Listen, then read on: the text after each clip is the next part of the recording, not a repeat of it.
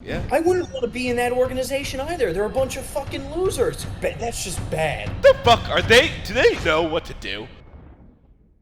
You can choose 2 or 3 teams for each side. This Okay. is up to you. We're going to the baseball side of things. We're flipping all over the I place. I like it. love it. I like This it. is awesome. Who do you think so far? It's not over yet, the offseason. Who do you think are the winners and losers of the MLB offseason so far? You can choose one big winner, one big loser, or you could choose a couple on each. I'm gonna leave it up to you, and then I'll give my 2 cents as well. Okay. Obviously, one big winner, I hate to even fucking say it, is the Dodgers. Yes. Big loser. I'm going to go to that. I say Baltimore, Okay. honestly. Yep. Because Love it. they're such a young team. Like, their team is Yep. young and good. Obviously, we only saw a little bit of Mr. Jackson Holiday. We saw Gunnar Henderson, Adley Rushman. They had past tense Santander. Corbin Burns had past tense. It's these small market teams who won't spend the fucking money. If if they just put out a little more money with a team that won the division 2 years ago, Yep. they could win the division again. But they're stupid. I completely agree. That was one of my big losers of the offseason, right? This is a team that, not to mention, by the way, did switch ownership groups. And Idiots. they said they were going to spend money. Well, I don't see the spending of the money, Fucking right? dumbasses. You did win the division 2 years ago. You even made the playoffs this year as the number one wild card seed. The caveat here is in both situations, they did not win a single playoff game in either postseason. So there needed to be changes.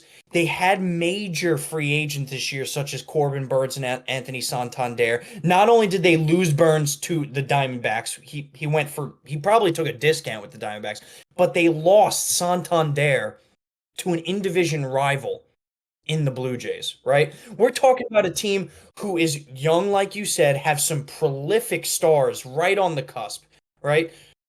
On the pitching side, Grayson Rodriguez. On the hitting side, you have Adley Rutschman, who is arguably already one of the best catchers in the game, right? So this is a young, up and coming team, and instead, your best free agent acquisition is Tomoyuki Sugano, who is a 40-year-old pitcher from Japan.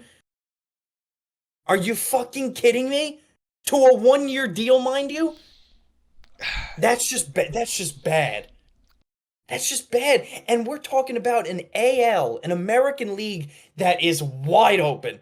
Anybody in the American League can come out there and sneak into the World Series. I'm serious.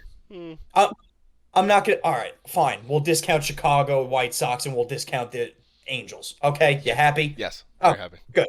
Okay, good. So they were literally just a few pieces away from being legitimate contenders. Go out there and re-sign Corbin Burns. If you don't re-sign Corbin Burns, go out there and get another pitcher, maybe a Blake Snell, maybe a Max Fried. Do something. Yeah. There's No, also no. yeah. Real quick, like another like for I'm gonna go to another winner. Like I know I'm kind of glazing them, but because they're my favorite team. But I'd say the Yankees. They did what they had to. They lost Soto, but they capitalized off of losing Soto. They got Cody Bellinger. They got Goldschmidt. Even though he's old, he's still a good asset to have in the team. Max Fried, Loizaga, Traded for the best closer in the game. Devin Williams. It's these huge like mini things to help you build around a team, which is good. A good win. Obviously, the biggest winner is the Dodgers, but this is just these are this. I'm saying a big loser to a whole division. The whole division that I'm talking about is the NL Central. I mean, what the fuck are they? Do they know what to do? Like, I swear, during free agency, they just sit at their desk like this and play fucking like bingo on fucking the computer. It makes no sense. It doesn't Yeah. add up. Like Some Milwaukee. really, yeah. What the? Some strange teams in that division, like for example, Milwaukee. You can kind of you can say that they had the division on lock and they kind of just let every single person go, right? They let Willie Adames go. They traded Devin Williams. They let go. They didn't re-sign Frankie Montas. Their biggest acquisition was in trades, with Nestor Cortez probably being their biggest acquisition. That's not a winning success in an offseason plan. I will say though, on my point of view, I think the Cubs are one of the biggest winners of the offseason. They made a lot of very interesting moves. They lost a lot of people. They traded Cody Bellinger away. They lost some of their, higher profile veterans. They traded Isaac Paredes away. They lost Kyle Hendricks.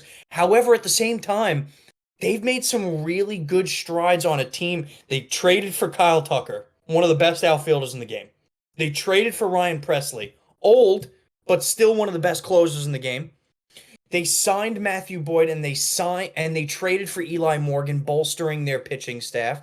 I think they had a very impressive offseason, a little sneaky good, because not a lot of people were talking about it besides the huge trade with Kyle Tucker. Yeah.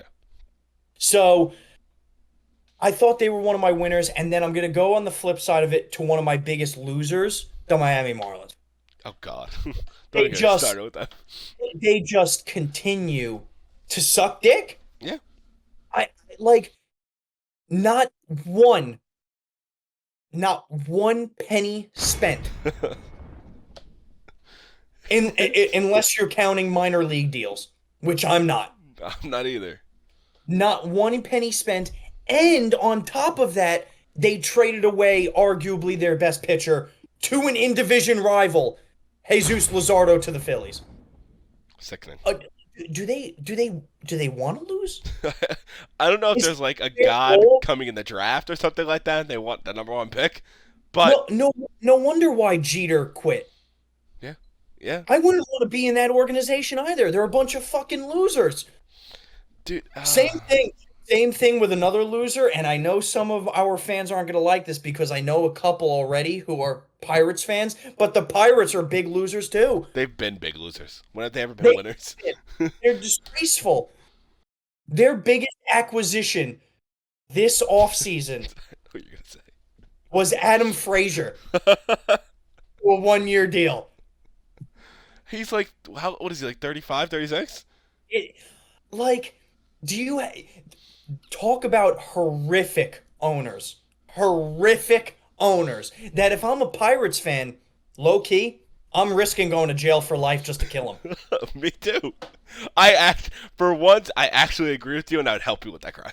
Because you also have the offensive rookie of the year, and a future Cy Young in Paul Skeens. And they asked him in the offseason, have you discussed long-term contract plans with the Pirates? And he said, and I quote, they have not reached out to me about it. Idiot. Fucking morons. So you know what's going to happen, Pirates fans? I know you don't want to hear it. In 2 to 3 years, when his contract's coming up, he will be traded. And it's gonna be And you will be on suicide watch. no. I honestly think if Paul Skeens gets traded, that stadium's not gonna exist. It's just ridiculous because some of these teams they draft really well. The Pirates are one of them. Yes. Paul Skeens, Tyler Glasnow, Austin Meadows. Like you Garrett drafted Cole. Garrett Cole. You drafted so well, and yet you trade all of them. It's like they don't love to be happy. Like, sure, you know what? Last offseason, you had some sort of happiness because you were able to re-sign Brian Reynolds, who, by the way, is a very, very, very good outfielder that they were able to get for cheap. But on the same flip side of that, they signed him to an 8-year, $106 million deal. That is the richest contract in their franchise's history. We need we need a whole video, a whole podcast about that rebuilding the Pirates. Like, it's just sad. It's sad to see because these are passionate fans. I've personally been to Pittsburgh. I've personally been to their games opening weekend at home, and they were loving. The fans are so passionate, but my God, does their owner suck dick? He needs to honest to God, I think it needs to be in our Dallas situation.